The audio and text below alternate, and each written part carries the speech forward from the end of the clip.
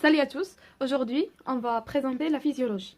Tout d'abord, on va commencer par la définition de la physiologie, la hiérarchie de l'organisme biologique, la hiérarchie de l'organisme pluricellulaire, la fonction et la structure, le niveau d'organisme et les tissus, le fonctionnement du tissu, sa structure et situation et exemple. Alors, la physiologie vient du mot grec physis et logos. Physis, c'est-à-dire nature, et logos, c'est-à-dire science. Et la physiologie est une science biologique chargée et étudie le fonctionnement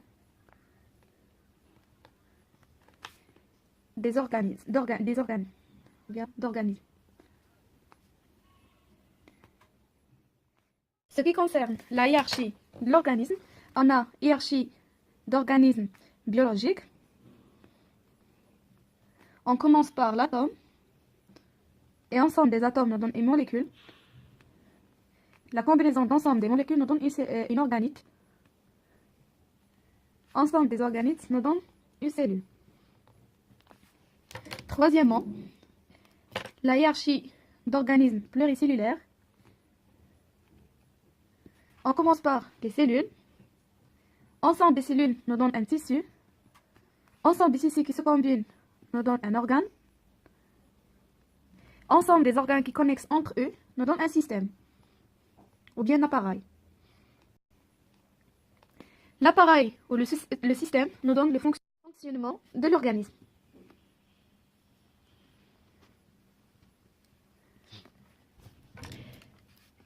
Quatrièmement, on va voir la fonction et structure. La relation entre fonction et structure est complémentaire. Car qu'un organe ne peut accomplir que la fonction permise par sa morphologie.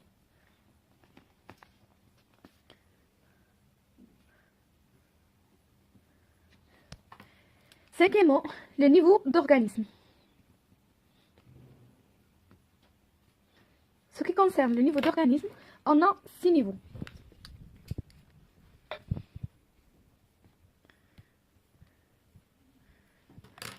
On va commencer d'une manière croissante. Alors, le premier niveau, c'est le niveau chimique.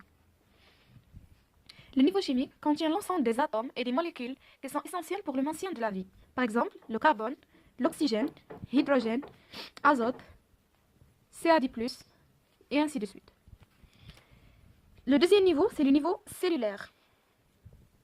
La cellule est le produit de la combinaison d'ensemble des molécules. Et la cellule présente l'unité structurale et fonctionnelle de l'organisme. On a 3 types de cellules. La cellule nerveuse, cellule musculaire et cellule sanguine.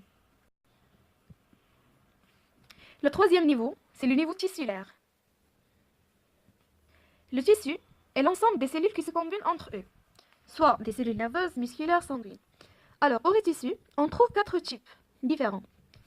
Tissu conjonctif, tissu musculaire, tissu épithélial et tissu nerveux.